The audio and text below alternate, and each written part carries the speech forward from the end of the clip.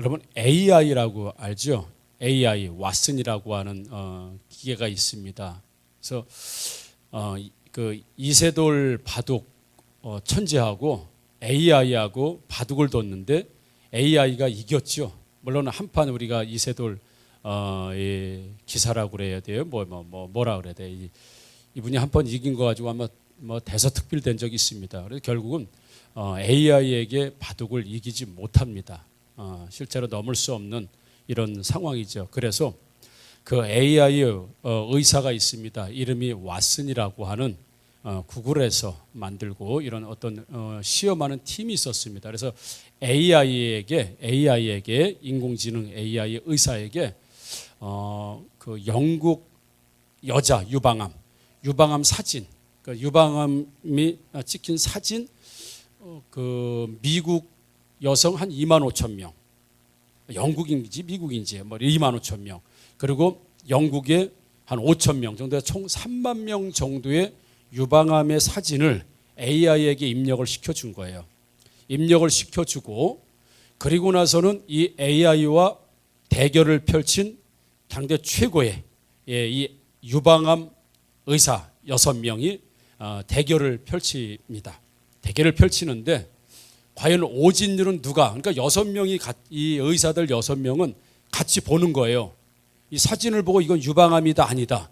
이 판단을 6명이 내리고 여기는 AI라고 하는 인공지능이 내리는 거죠. 그런데 결과를 봤을 때 그 6명의 의사보다 이 AI가 내린 오진율이 훨씬 더 적었다고 하는 이런 네이처지에 실린 내용이 그런 거예요. 그러니까 당대 최고의 6명의 의사가 함께 본, 그래서 무작위로다가 사진을 보여준 거죠. AI한테도 보여주고, 그리고 실제 의사들 보여줬는데 의사들보다 AI가 오진을 유방암이다 아니다라고 하는 오진율이 훨씬 더 떨어져. 그러니까 사람이 실수를 더 많이 했다는 거예요. 당대 최고의 의사들인데도 불구하고.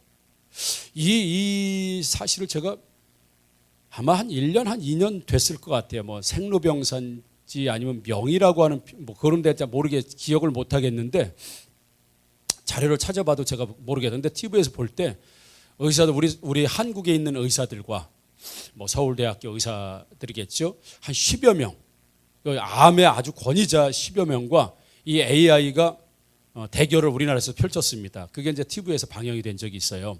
그렇게 보는데 의사들보다 이 AI가 암 진단을 잘 내릴 뿐만 아니라 처방까지, 그리고 앞으로 이 암이 치료될 확률과 재발할 확률까지 데이터를 뽑아 이렇게 예상을 해내는데 의사들이 못 당하는 거예요, 이 AI를. 그러면서 하나의 고민이 빠졌습니다. 의사들이 마지막에 인터뷰를 할 때 그런 이야기를 하는 거예요. 이 AI를, 인공지능을 의사로 볼 것이냐 기계로 볼 것이냐 이거예요. 의사는 사람이 의사인데 의사로 볼 것이냐 기계로 볼 것이냐. 이게 혼란스럽다고, 의사분들이 혼란스럽다는 거예요. 이제는 이제 의학의 많은 부분들 가운데 AI가 접목돼서 이제 하겠지만 나중에는 결국은 의사도 사라질 직업 중에 하나가 된다고 하는 이유가, 그러니까 애들 공부한다고 너무 의대 보내지 마세요. 그래서 없어질 직업 중에 하나래요, 실제로. 미래학자들이 이야기하는데 그런 이야기해요. 그래서 AI에게 지금 사람이 지고 있어요. 의술에서 지고 있어요. 최고의 돌팔이 의사들이 아니라 최고의 명의들이 달라붙었는데도 AI를 못 당하더라고요. 지금 이런 시대, 이런 과학의 시대, 인공지능의 시대에 지금 우리가 살고 있습니다. 여러분 한번 질문을 한번 드릴 테니까 한번 대답을 한번 해봐요. 여러분 예를 들어서 우리가 예수를 믿는데, 우리가 예수님 믿고 하나님을 믿는데 만약에 사고로 팔 하나가 없어졌어요. 팔 하나가 없어져가지고 의수라고 하죠. 인공팔을 여기다 예를 들어서 접합을 하고 그래서 인공팔을 쓰는 거예요. 이 사람 예수 믿을 수 있어요, 없어요? 여러분 한번 대답을 한번 해봐요. 예수 믿을 수 있습니까, 없습니까? 예수 믿을 수 있죠. 팔하고 예수 믿는 거하고 무슨 상관이 있겠어요? 얼마든지 우리 주변에서는 사고를 통해서, 장애를 통해서 그래서 팔을 로봇처럼 아니면 의수처럼 이렇게 쓰는 사람 얼마든지 예수 믿을 수 있습니다. 다리는 어때요? 예를 들어서 다리가 뭐 사고를 당해서 다리가 절단이 됐어요. 그래서 의족을 한다든지 아니면 로봇을 여기다 심는다든지 기계를 심어서 보행하는데 문제가 없도록 지금 기술이 다 그렇게 발달해 있죠. 이분 예수 믿을 수 있을까요? 없을까요? 있습니다. 그렇죠. 있어요. 좋아요. 좀 더 깊이 들어가 보자. 심장. 만약에 심장이 멈췄어요. 만약에 가정하는 거예요. 멈췄는데 심장이 멈췄는데 급하게 다른 사람의 심장을 내가 이식을 했어요. 그리고 다른 사람의 심장이 여기서 막 뛰어. 그런데 이 사람이 예수를 영접하고 예수를 믿었어요. 그럼 예수님 영접하고 예수 믿었다고 인정할 수 있어요? 없어요? 있겠죠. 있어요. 분명히 다른 사람의 심장이 여기서 뛰어도 아마 우리 인정할 거예요. 자, 이번엔 뇌예요. 뇌사 상태가 됐어요. 뇌사 상태가 됐어요. 그래서 다른 사람의 다른 사람의 살아있는 뇌를 이분에게 이식을 했어. 그래서 이분이 이 지금 뇌사 상태에 있는 사람이 생각하는 건 자기 생각은 이제 없는 거예요. 이 뇌를 이식받은 이 사람의 뇌, 이 사람이 가지고 있던 기억, 이 사람이 가지고 있던 어떤 추억, 이 사람이 가지고 있던 생각을 이 사람이 그대로 만약에 이어받았어. 이해가 되시죠? 이런 가정을 하는 거예요. 근데 이 사람이 예수를 믿는다고 하고 하나님을 믿어요. 그러면 이분 예수 믿는 거예요? 하나님 믿는 거예요? 아니면 아닌 거예요? 아니, 우물거리지 마시고. 아까 팔은 내 팔이 아니어도 예수 믿고 신을 인식할 수 있고 하나님 믿는다고 그랬어요. 다리 그랬습니다. 심장도 내 심장이 아니라 다른 사람의 심장이 뛰어요. 근데 충분히 우리 예수 믿을 수 있죠. 근데 머리, 두뇌가 내 두뇌가 아니에요. 다른 사람의 두뇌를 집어넣어가지고 다른 사람의 뇌가 그 사람 생각을 하고 나는 몸은 그대로예요. 나는 몸은 김호중 그대로야. 그런 다른 사람의 뇌인데 이 사람은 김호중을 생각을 못하고 그 사람이 가지고 뇌의 주인의 생각을 하고 기억을 하고 추억을 하고 이 사람이 믿는 종교를 믿고 막 이래요. 자, 그렇다고 한다면 김호중 뇌만 바꿨어요. 이 김호중이 믿는 예수님은 진짜 신앙이에요? 아니에요? 이게 이제 일본 말로 이제 전문적인 용어로 하면 아리까리. 그죠? 프랑스 말로 하면 알쏭달쏭. 인도 말로 하면 아시죠? 알간디 모르간디. 이게 참 대답하기 그렇지요. 다른 장기들은 다 괜찮은데 요 뇌를 바꿔놓으면 이게 또 좀 생각해 볼 문제예요. 우리 쉽게 대답 못합니다. 아마 언젠가는 그런 날이 오겠지요. 이제 뇌사 상태에 있는 분이 내 기억이 아니더라도 내 추억이 아니더라도 어떤 내 감정은 아니더라도 다른 사람의 기억과 다른 사람의 추억과 다른 사람의 생각이 혹시 내 뇌로 들어와서 그 사람이 다시 인생을 살 수 있다고 한다면 뇌사가 그럴 사람 없을 거예요. 제가 예를 들어서 김호중이라고 하는 이런 인생을 살다가 다른 사람의 뇌를 집어넣고 새로운 인생을 살 수 있다고 한다면 아마도 다 이식을 받을 거예요. 왜요? 뇌사 상태로 그냥 평생 있는 것보다 다른 사람의 기억이지만 그 기억을 가지고 사는 걸 우리는 더 원할 거예요. 자, 그렇다고 한다면 그때의 신앙은, 그때의 믿음은, 그때의 고백은 진짜 한 인간의 전 인격적 김호중의 고백이라고 볼 수 있는가? 아니면 뇌의 주인의 고백이라고 될 수 있는가? 라고 할 때 이건 어떤 윤리나 도덕이나 신앙에서도 아마 우리가 얼마 전 그런 고민이 들기 시작해요. 그런 시대가 올 텐데 그럼 그것도 예수님 영접 그런 거 말할 수 있을까? 원래 내 뇌가 아니고 다른 사람의 뇌로 이렇게 판단하고 하게 되면 물론 나중에 일이겠지만 그런 시대가 올 수도 있습니다. 여러분, 과학의 시대에도 예수 믿을 수 있어요? 한번 질문 한번 해봐요. 지금 우리가 과학의 시대예요. 우리가 이성의 시대예요. 그렇죠? 아주 합리적인 시대예요. 여러분, 과학의 시대에도 예수 믿을 수 있어요? 예수님 오시는 날까지 다 예수 믿을 수 있어요. 과학의 시대가 뭐 이래나 저래나 해도 과학의 시대가 돼도 예수 믿을 수 있습니다. 이성의 시대가 되더라도 예수 믿을 수 있어요. 그런데 세상의 흐름은 점점 그렇게 되지 않는다는 겁니다.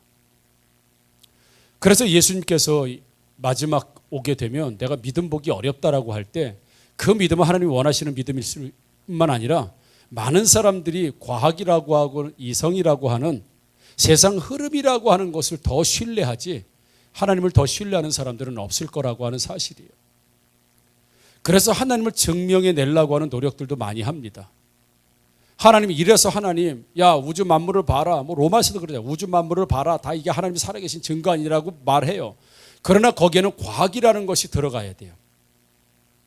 과연 과학이라고 하는 것으로, 합리적인 것으로, 과연 이성적인 것으로 하나님을 설명해낼 수 있을까요? 어느 분이 그러시더라고요. 만약에 그래서 하나님이 충분히 설명이 됐다고 한다면 그분은 신이 아닐 거다. 인간의 과학으로 충분히 설명이 될 만한 분, 인간의 이성과 합리적인 것으로 충분히 변증이 될 만한 분이라고 하면 그분은 이미 신이 아니지 않느냐. 증명해낼 수 없어야 신이고, 합리적으로 우리가 파헤쳐도 다 파헤치지 못해야 그게 신이지. 어떻게 다 파헤쳐지고 다 증명되어지고 다 까발려지고 그런 존재가 어떻게 신이 될 수 있겠는가 라고 하는 말씀을 하시는 목사님도 계세요. 아무튼 간에 이런 과학이 충만한 시대에 과연 예수 믿을 수 있고 진짜 신앙을 가질 수 있을까 말이죠. 우리 예수 믿는 사람들도요,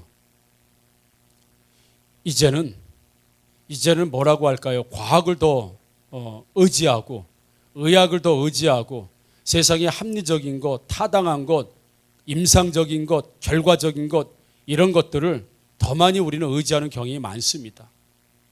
그래서 전에는 목사님들이 아프다 그러면 무조건 가서 막 기도해 줬어요. 뭐 나사렛 예수 그때는 명령한다, 뭐 병은 떠나가라 그리고 막 같이 통성기도 하고. 제가 젊었을 때만 해도 그때는 뭐 아프다 그러면 무조건 목사님 찾아오는 거예요. 막 감기라도 막 우리 어머니처럼 돌아가신다 그러면 병원에 먼저 가는 게 아니라 목사님 먼저 우리 어머니 큰일 났어요. 우리 아내 큰일 났어요. 죽을 것 같아요. 그러면 병원을 먼저 가자. 우리 119 먼저 지금 부르지요. 당연하죠.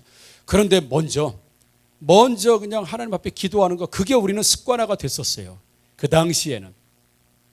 제가 청년 때 교회에서 이제 이렇게 봉사를 하는데 본당에서, 근데 그 중2층이 있어가지고 본당이 높아요. 제가 출석했던 모교회가 굉장히 옛날에 본당이 높았잖아요. 그런데 위에 올라가서 교회 이제 그 관리 집사님이 위에 올라서 뭐 전기가 뭐 고치다가 위에 올라가면 이렇게 뭐 이렇게 밟고 다니는 이거 뭐랄까요, 뭐 H빔처럼 이렇게 있어요. 그럼 밑에는 이제 텍스, 그러면 아주 뭐 종이장처럼 얇죠.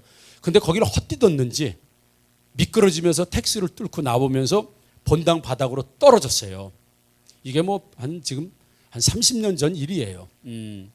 떨어지는 걸 제가 본당에 있다 와자작 소리가 나더라고. 천장에서. 그래서 보니까 뚫어지면서 사람이 떨어지는 게 순간적으로 떨어지는, 제가 그걸 목격을 한 거죠. 뚫고 떨어지는데 그 장의자가 있잖아요. 막 장의자에 떨어졌는데 사람이 떨어지니까요, 점점 머리부터 이렇게 떨어지면 엉덩이부터 떨어지는 게 아니라 점점 머리 쪽으로 이렇게 오면서 머리부터 막 바닥으로 소위 말해 처박힌 거지. 그래 장의자 생각해봐요. 올라갔다 내려왔다 거기로 그냥 와장창. 그러니까 의자가 박살이 나버렸어요. 그 장의자 자체가 박살이 나버려. 그리고 그냥 의자와 의자 사이에 그 사람이 그냥 완전히 처박힌 거예요. 그게 얼마나 놀랐겠어요. 그러니까 뭐 보니까는 막 이렇게 웅크리고 막 처박혀 있으니까. 그래서 아무튼 그걸 의자를 벌리고 뭐 제가 잘한 건지 못한 건지 모르고 급한 마음에 겨드랑이에다 이렇게 팔을 껴서 끄집어내는데 얼마나 무거운지, 너무너무 무거운 거예요. 들을 수도 없고 끌 수도 없을 정도로 사람이 처지니까. 그리고 그걸 이렇게 끌어가지고 이 로비에다가 놨어요. 그리고 사무실에 이제 일종의 보면 이야기를 했죠. 이렇게 됐어, 이렇게 됐다. 그랬더니 사무장님이 담임 목사님에게 전화를 한 거예요. 목사님, 이런 사고가 일어났습니다. 그 담임 목사님이 오시더니 지금 같으면 119를 빨리 부르겠죠. 뭐 1분 1초가 좀 급한 상황인데. 그래서 우리는 그래가지고 이제 동수원병원이 이제 그 가까이 있잖아요. 그래서 업으려고 이제 그랬어요. 이제 빨리 업어. 그래가지고 이제 교회 차로다 바로 옆에 있으니까. 근데 담임 목사님이 내려놔 그러더라고. 업었는데 내려놓으래. 그래가지고 다시 내려놨어요. 내려놓으니까요 거기다가 안수하시면서 하나님, 생명은 하나님에게 있습니다. 사람의 죽고 사는 것은 하나님에게 있습니다. 하나님, 죽었는 사람인지 보니까 호흡이 거의 끊어진 것 같아. 숨을 안 쉬는 것 같아요.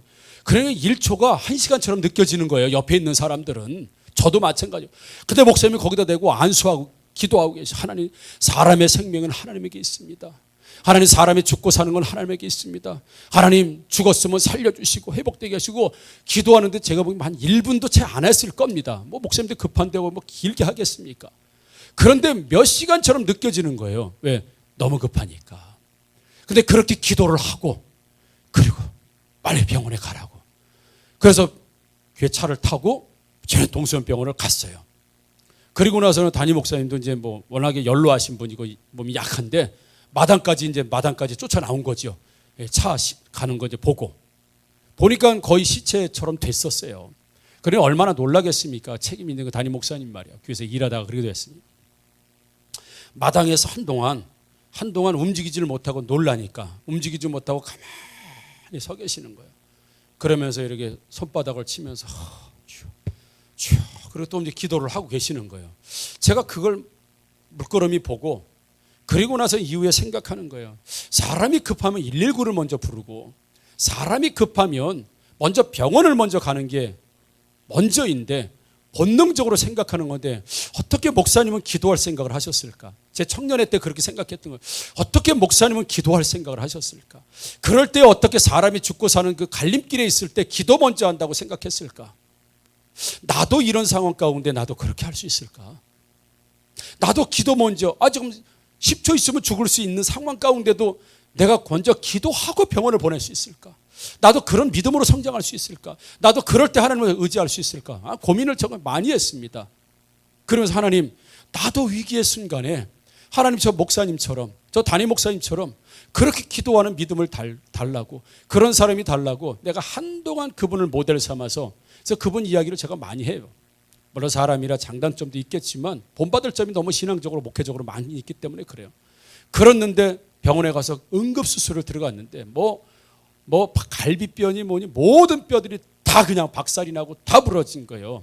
우리 뭐 사모님도 그랬다가 이제 좀 하나님이 살려주셔가지고 기가 막히게 장기만 피해가지고 사모도 그렇지만 그분이 기가 막히게 장기는 살려놓으셔가지고 응급수술을 받아가지고 그분이 살아났어요. 병원에서도 기적이라는 거예요.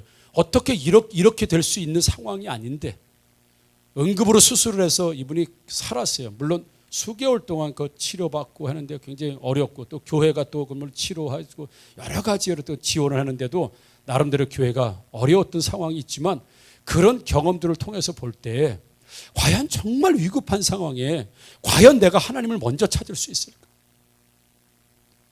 지금 같으면 과연 우리 성도들이 저도 그렇고 정말 죽고 사는 문제가 딱 걸렸을 때 하나님을 먼저 찾을 수 있을까? 아니면 의사를 먼저 찾을까? AI를 찾을까? 119를 찾을까? 뭘 먼저 찾을까? 한번 그런 고민하는 시간을 가져봤다는 거죠. 세상은요, 어떤 일이 일어나면 원인을 찾습니다. 예를 들어 코로나가 지금 우리 우한폐렴이라고 처음에 명명했죠. 코로나19. 근데 굳이 우한폐렴이라고 부르는 분들이 있습니다.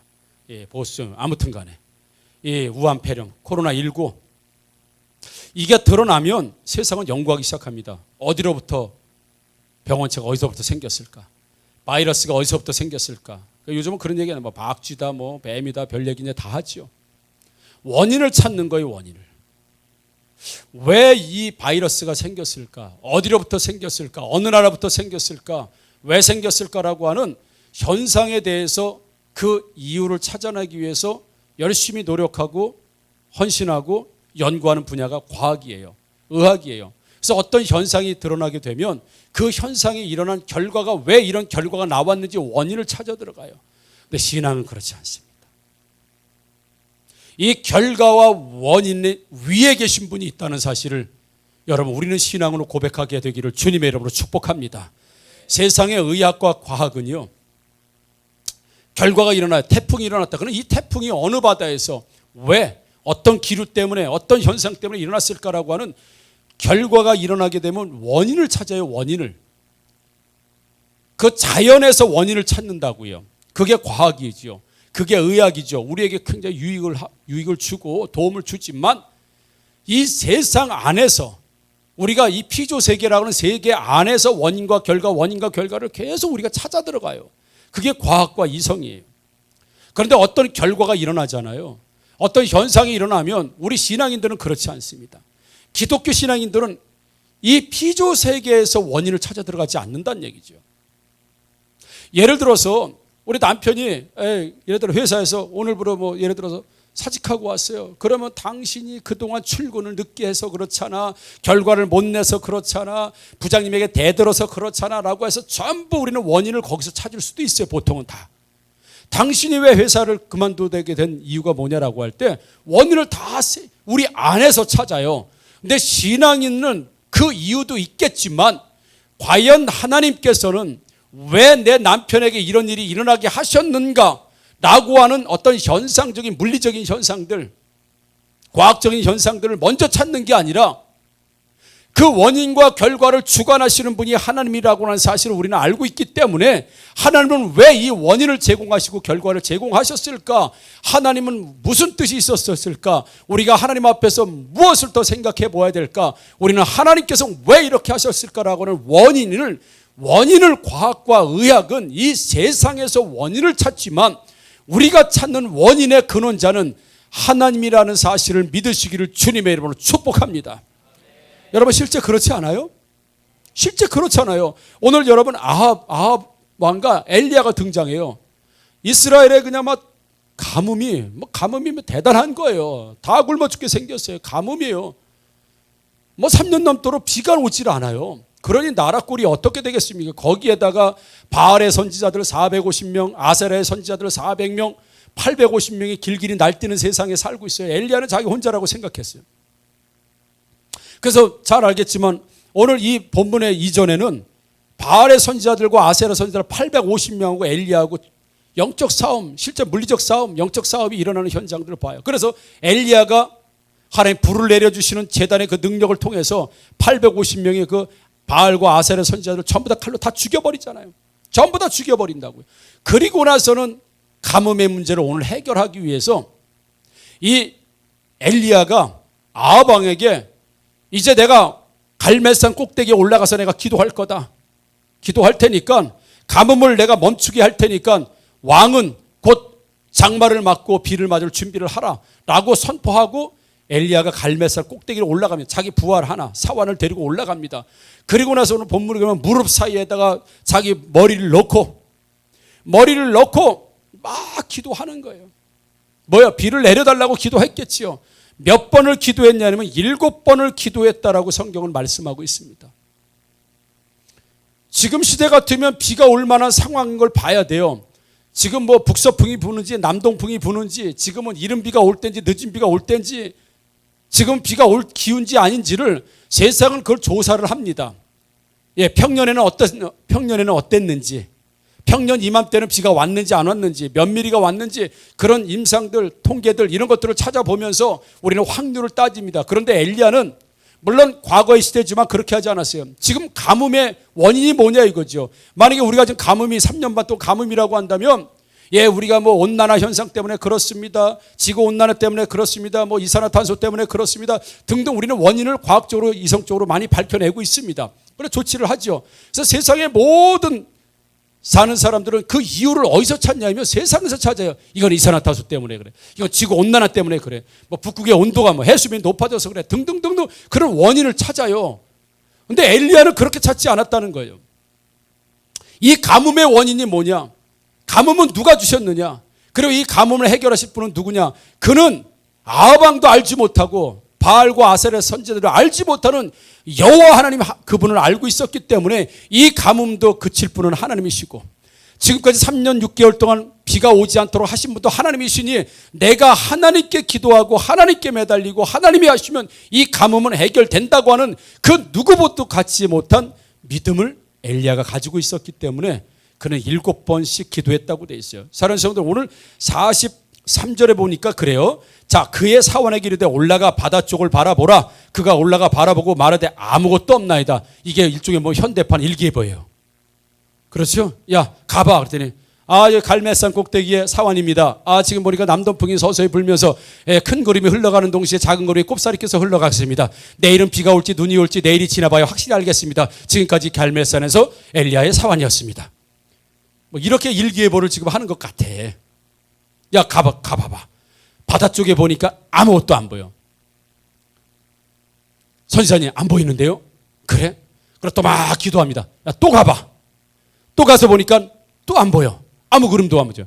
7번을 그랬다 그랬어요. 그래서 43절에 뭐라고 그랬냐면 이르되 7번까지 다시 가라 이렇게 돼 있어요. 그러면 7번까지 다시 가라 하는 이유가 뭐예요? 두 가지 중에 하나예요. 엘리야가 하나는 하나님께 기도했더니 내가 7번째, 예를 들어서 우리 물에 나아만 장군, 그렇죠?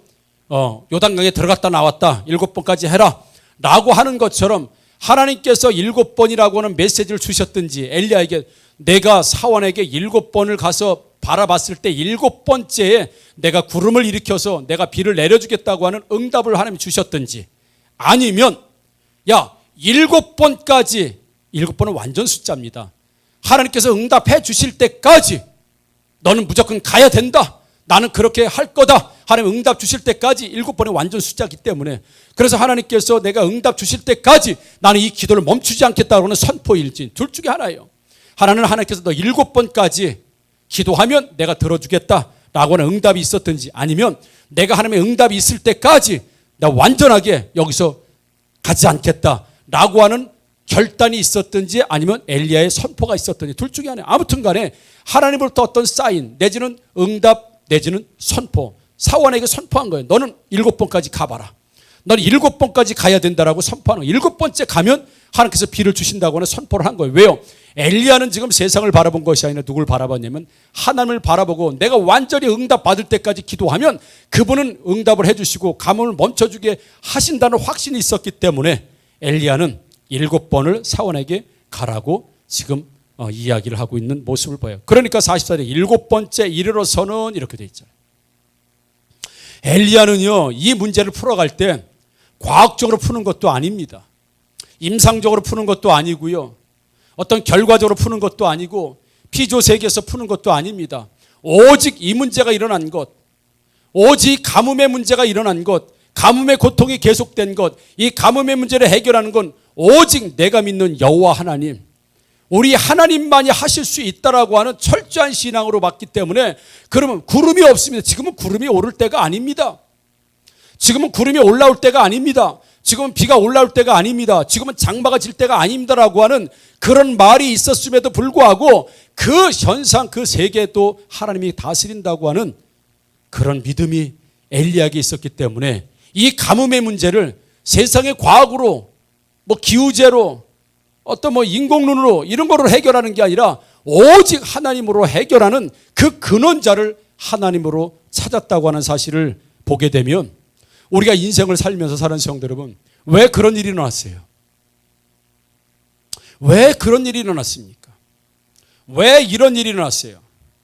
왜 예를 들어서 우리가 5층 이게 뭐 계약이 가계약서까지 써놓고 연락이 없어. 벌써 세 번째 일에 세 번째. 이 이유가 뭘까? 사람들이 왔는데 예를 들자면 건물이 지저분했나 보다. 사역하는 사람들 더 청소 잘해요. 물론 그렇게도 해야 되겠지. 부동산에서 좀 어떻게 뭐 다른 편법을 좀 써야 되겠다 등등. 우리는 다른 사람들 같으면 여기에서 문제의 원인을 찾을 수도 있습니다.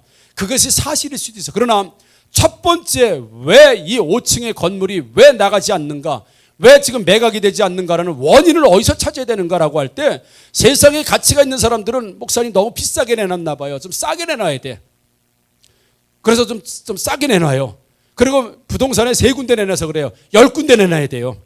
우리가 뭐 인터넷에 내놨는데 하단에다 내놔서 그래요. 상단에 올려야 돼. 물론 방법이, 그러나 하나님을 인식하지 못하고 신앙으로 인식하지 못한 상태에서 전부 이 현상 안에서만 우리가 이유를 찾으려고 하는 건 바로 아합의 신앙일 수 있겠지만, 그럼에도 불구하고 그 원인, 우리가 눈으로 찾을 수 있는 원인, 그 위에 진짜 원인은 누구냐? 바로 하나님이시다. 왜 하나님은 우리의 이 매각을 막으실까? 우리가 뭐가 부족할까? 우리가 뭐가 준비가 안 돼 있을까? 그 원인을 이 세상에서 찾는 게 아니라 그 위에 계신 하나님에게서 찾게 되면, 아, 우리가 더 기도하라고 하나 보다. 우리가 더 합심하라고 하나 보다. 하나님은 더 좋은 것으로 주실 거야. 등등. 그러면서 우리가 그 하나님을 믿는 신앙 안에 하나님, 우리가 이렇게 준비를 할 테니까 그 사람이 왔을 때 좋게 보게 하시고, 하나님 우리가 꼭 우리를 소개할 수 있는 부동산에 우리가 또 만날 수 있도록 해주시고, 그 이후에 생각할 수 있는 건 우리가 피조세계에 일어나는 현상들 가운데 일어날 수 있다고 하는 사실이에요. 우리가 늘 어떤 일이 생기게 되면 왜 하나님은 이렇게 하시고 왜 이런 일이 일어났을까? 당신이 못해서 그래, 네 책임이야. 우리는 서로 그러면 다투기만 하는 거야. 왜 하나님은 이런 일이 일어나? 왜 하나님은 우리 가정 가운데 좋은 선물을 주셨을까? 왜 이런 아픔을 주셨을까? 왜 일이 안 되었을까? 왜 일이 잘 됐을까? 왜 갑자기 이런 일이 일어났을까? 도대체 이런 일을 하신 분은 누구신가? 우리가 어떤 일이 일어나게 되면 즉시 어디에다 생각을 맞춰야 되냐면 바로 하나님에게. 왜 하나님은 나에게 이런 일을 행하셨을까? 왜 하나님은 우리 가정에, 우리 교회에 왜 이 일을 행하셨을까? 라고 해서 이 문제를 여기에서 풀어가려고 고민하기 이전에 먼저 하나님을 기억하시고 하나님께 기도하시고, 그래서 이 시대에 기도하자는 말처럼 제일 무식하게 들리는 말이 사실 없어요. 기도합시다. 아, 기도하는 건 나도 알아요. 그럼 하셔야 돼요. 여러분, 엘리야도 그 어떤 방법이 아니라 하나님께 기도하는 거. 왜요? 진짜 원인 위에 진짜 원인자가 계신다고 하는 사실을 엘리야는 믿었기 때문에, 우리도 믿고 있기 때문에, 사랑하는 성도 여러분, 우리가 사람에게서 먼저 해답을 찾지 마시고, 우리가 눈에 보이는 것에서 먼저 해답을 찾지 마시고, 그 문제 위에 계신 진짜 원인자 바로 하나님. 하나님은 살리기도 하시고 죽이기도 하시고, 하나님은 높이기도 하시고 낮추시기도 하고, 하나님은 존귀하게 만들기도 하고 비천하게 만들기 하는 그 세상을 주무를 수 있는 분, 그 하나님이 주무르시기 때문에 나타나는 세상의 현상들. 그러니까 과학과 이성은 절대로 하나님을 알 수도 없을 뿐만 아니라 우리 그리스도인들이 과학적이야? 이성적이야? 합리적이야? 민주적이야? 이런 것 먼저 따지면 아방이 되는 거예요. 그거 이상이 있어야 돼요. 그게 누구예요? 바로 하나님이라는 사실을 믿으시기를 주님의 이름으로 축복합니다. 과학과 이성은요, 다 하나님 아래에 있는 거예요. 근데 과학적으로 하나님 증명해내라는 거예요. 과학적으로 신앙을 증명해내는 거예요. 사후세계를 증명해내는 거예요. 과학적으로 증명해내면 믿겠다는 거예요. 아니, 과학적으로 증명해낼 수 있는 게 어떤 신의 영역입니까? 성경은 그렇게 가르치지 않아요. 그래서 우리의 가치, 우리의 마음은 늘 하나님이라면 어떻게 하실까? 하나님이 왜 이렇게 하셨을까? 하나님은 무엇을 원하실까? 하나님은 무슨 뜻이 있으실까? 누가 늘 우리가 하나님의 뜻, 하나님의 마음, 하나님의 심정, 하나님을 먼저 생각할 수 있는 신앙이 저와 여러분들 되기를 주님의 이름으로 축복합니다. 하나님이 이 어려운 시기, 이 코로나 시기에 하나님 왜 안 하겠다는 성경 원칙을 왜 주장님 보내셔 왜 이렇게 하셨을까? 왜 하셨을까? 에휴, 그때 하지 말았어야 되는 건데. 아유, 그때 큰수 목사님이 괜히 주장님 소개해가지고 내가 그 아주 평생 왼수야, 이렇게 생각해야 돼요? 아니에요. 왜 하나님은 이런 어려운 시기에, 왜 어려운 시기에, 이 힘든 시기에 왜 하나님께서 이 역사적인 일을 왜 하셨을까? 도대체 하나님은 우리 교회를 통해서 주시는 비전과 뜻은 과연 뭘까? 우리 현상만 보면 이게 우리 건축이 말해 힘들 때 왜 이런 거 해가지고 현상만 보면 그렇게 될 수 있어요. 왜? 과학과 이성적이지 않으니까 그래요. 하나님은 왜 하셨을까? 왜 열어주셨을까? 왜 땅도 열어주시고 부동산도 열어주시고 은행도 열어주시고 사람들 왜 다 열어주셔서 여기까지 오게 하셨을까? 하나님 왜 도대체 우리 교회 품으신 뜻이 무엇일까? 여러분, 그걸 먼저 생각하는 것이 우리의 비전이고 우리의 모습이라는 사실을 믿으시기를 주님의 이름으로 축복합니다. 항상 우리 신앙은 그래야 되는 거예요. 안 되면 왜 안 됐을까? 하나님은 왜 안 되게 하셨을까? 잘 됐으면 하나님은 왜 잘 되게 하셨을까? 이 잘 되게 하시는 분은 임상적인 것, 과학적인 게 아니라 바로 하나님이시라고. 우리는 어떤 경우도 하나님을 인식해야 합니다. 하나님을 의식해야 합니다. 늘 하나님을 의식해야 돼요. 그래야 하나님이 이 가뭄의 문제도 해결될 수 있어요. 3년 6개월의 가뭄의 문제를 해결되는 건 엘리야가 오직 7번까지라도 하나님을 믿겠다고 하는, 신실하게 하나님을 신뢰하겠다고 하는 신앙 안에서 그 가뭄의 원인은 기후도 아니고 온난화도 아니고 어떤 임상도 아니고 다른 것도 아니고 오직 하나님이라는 거예요. 그러니까 그 원인자 하나님을 붙들고 가니까 이 가뭄 문제가 해결되는 것처럼 여러분 남편과 아내가 싸우고 자식이 싸우고 사람과 싸우고 다투고 뭐 해봐야 해결이 안 됩니다. 평생에 해결이 될 거다. 왜? 원인자가 가만히 있는데, 원인자가 그대로 있는데 원인자 때문에 생긴 현상들을 아무리 만져봐야 돼요? 안 됩니다. 그러니까 우리는 그때 누굴 찾아야 돼요? 바로 하나님을 찾아야 되는 겁니다. 무릎 사이에다가 머리를 놓고 그분을 찾아야 되는 거예요. 그분에 기도해야 되는 거예요. 원인자가 움직이시면 되는 문제니까, 원인자 하나님이 움직이시면 그 문제는 해결될 거니까, 하나님이 움직이시면 비천한 자가 존귀한 자가 될 거니까 우리는 상대를 가장 먼저 누구하고 해야 돼요? 하나님하고 하셔야 됩니다. 이 과학의 시대, 이 이성의 시대에, 이 민주적인 시대에 먼저 하나님을 찾는 비전과 믿음. 여전히 우리는 세상의 피조세계를 다스리는 분은 하늘이시는 거예요. 왜 사업이 잘 되고 안 되는 게 누구 손에 있어요? 김 사장 손에 있어요? 최 사장 손에 있어요? 아니에요. 하나님 손에 있습니다. 하나님을 찾지 않고 매일 아합과 아사라 신들과 이런 바알의 선지자들과 합세해봐야 이 가뭄의 문제는 해결되지 않아요. 가뭄을 주신 이도 하나님이시고 해결할 분도 하나님이시요. 그러니까 엘리야만 정확하게 원인자를 찾았어요. 여러분, 우리 인생의 문제가 그렇습니다. 인생이 그런 거예요. 하나님 찾으시기를 주님 여러분 축복합니다. 하나님 찾으시면 돼요. 하나님 준비하고 계시잖아요. 7번째 해결하시려고 준비하고 그래요. 조그만 손바닥 얼마나 구름이 올라오니까 바로 엘리야 선포해버리잖아요. 아합 선지자 빨리 마쳤다고 이스라엘로 가라는 거잖아요. 예. 왜요? 하나님이 하실 것을 확실하고 있기 때문에 선포하고, 지금 비가 내릴 때가 아니에요. 3년 6개월 만에. 그게 바로 우리의 신앙이에요. 사랑하는 성도 여러분, 이성도 중요하고 과학도 중요하고 사람이 합리적인 사고방식도 중요해요. 그래서 1절에 또 다 아는 얘기니까 하는 거예요. 우리 문재인 대통령께서 목사님들 모아놓고 그런 얘기 하셨다 그랬죠.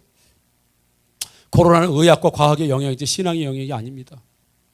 그게 보통 세상 사람들이 생각하는, 코로나는 의학으로 치료하고 백신으로 치료하고 키트로 뭐 진단을 다 그런 의학의 영역이고 과학이 신앙의 영역이 아니라는 거예요.